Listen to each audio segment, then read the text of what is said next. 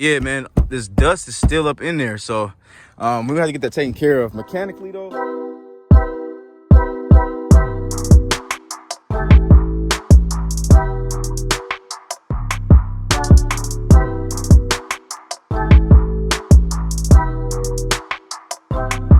let's get it, y'all. Let's go. Welcome back to Chuck's Daily Hustle, everybody.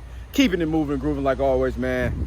Jumping right into the video, you guys. I just picked up, or am picking up, this Cadillac Sts, you guys.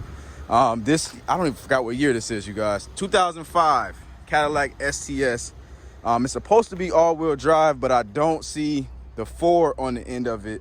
So I don't know for sure. I'm gonna run the VIN myself, and then I'm also gonna have my mechanic actually verify. The auction said that it was all-wheel drive. If it isn't true, in fact, all-wheel drive, then all that's gonna do is make the value go up, you guys. It does have the North Star in it, and I know a lot of you guys hate the North Star, but it is what it is. When I find a good one, or if I feel like it's a good one, I'm gonna buy it. This has a little bit of rust bubbles going on right here.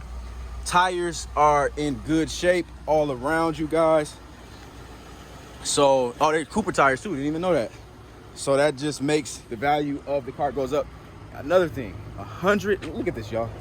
Look at this, man. 100,000 miles. Hey, can't beat it, you guys.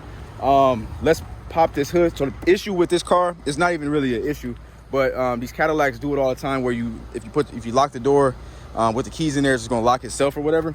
Or, well, I guess I lied. I've never ran into one that does it automatically by itself.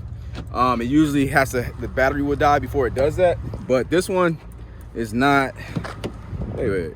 It might be actually. Oh, it's not even that for this side, y'all. It's actually the door handle. The door handle doesn't work, you guys. So that's the issue. Okay, I'm finding out new stuff here. So we have to do the door handle. Let's pop the hood real quick. Show you guys what the hood looks like. The engine bay. I'm at Adesa right now, you guys. That's a dealer only auto auction for all the new guys. And here is that big old V8 right there. You guys can see, looks like it is a little bit wet right here. This car is going straight to Chris, you guys, because it's got a couple issues which we're going to run through once we actually drive the car, because I want to verify before I put my foot in my mouth, and then I'll be basically sound like I don't know what I'm talking about. But if that's of course we'll get that leak taken care of. It's coming from on top, so it's got to be the valve covers. Let's take a peek under here, see if we see anything wet. I don't know, you guys can't see, but I don't see anything, and I don't see any puddles. Flip that a little bit. So yeah, I don't see anything, y'all. So that's that. Got a little dirty, but that's all good. Go inside real quick, check out the interior. Let me open this door real quick for y'all. So we got leather interior, you guys. This is a little bit beat up, not gonna lie, a lot of bit beat up. So that is gonna bring a little bit of the value down. Let me turn this music down so we don't get copyrighted, y'all. It does not have the sunroof, so that means that this is a base model, I'm assuming. The front seats aren't that bad, if you ask me. Now, AC is already blowing cool, you guys. So I'm good there. Adjust this seat real quick. Obviously this window works. Let's see if that one does. That one does. And that one does. So that's good. And of course the radio was working good. So the fan works. Let me not cut on that. So let's cut this up. It's blowing out. Yeah, like I said, nice and cold. So that's good. Let's drive this joint up out of here. I got to check it out of security. We're gonna put it on the highway. I did do a little goofy today, you guys. Moving too fast. I left my wallet and I left my dealer plate. So that's not smart. I may get pulled over. Hopefully we don't, and we make it to where we gotta go. But I'm running on a tight time frame, so I can't even Uber back to where I came from to go get the plate. So I'm just gonna have to just do what I do, man. So y'all wish me luck. Let's throw this thing on the road. Let's get it. Okay, y'all, so pulled it out. Now we gotta just, hopefully we get where we gotta go, man. Still gonna continue this video for y'all though, man.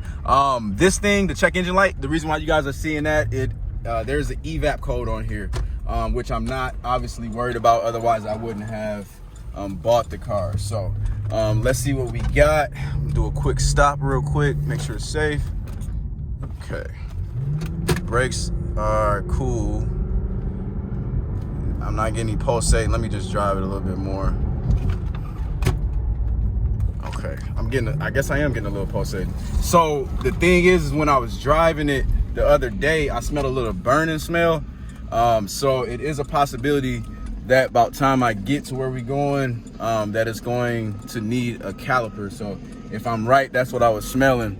But we need to get this up to a higher highway speed as well to see, to test everything out. So here we go, y'all. Let's see. Cut this fan on. Alright. Also, by the way, because I know y'all gonna ask, how much did I pay for this joint? I won this on the bid for $1,900. Ended up paying, I believe, about 22, like $21.65 after fees to these guys. So anyways, here we are, up to 55, up to 60, up to 70. All right, man. All right, yep, front brakes and rotors. I just felt that for sure. So I'm feeling it only in my foot, not in my steering wheel. So that should mean that it's front brakes and rotors. If I was feeling it primarily in my steering wheel, usually that means that it's the rear brakes and rotors. So obviously we're gonna have Chris verify it and then get that thing done. Also, you guys are gonna get ready to see a car that y'all all been waiting on, actually, when we get to Chris's. So let's make it our way over there. I give y'all the final result on this car, and then I'll give y'all the final update on the car.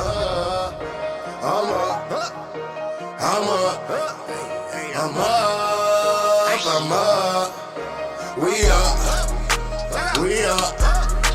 I'm up.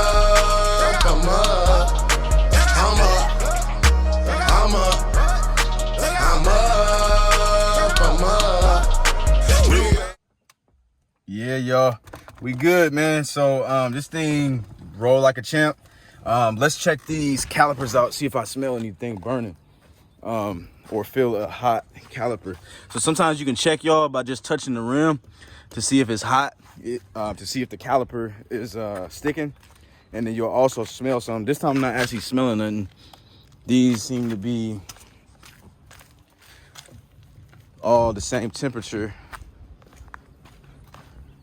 So we are Gucci, man. So all right, cool, man. So I'm gonna have him knock out. I'm gonna try to get that check engine light taken care of because it's got auto start on the car, and the auto start won't work with the check engine light on. So I'm gonna try to get him to knock that out, and then see, you guys hear that? It just locked on itself. So luckily I was smart this time and I actually got that. So so anyways, yeah, so we should be straight with that, front brakes and rotors. And then oh, and then also I messed with the key. I'll show y'all this. So I don't even think I'm gonna fix the door, or because it obviously is working, but it's just not doing it by itself. So I don't know.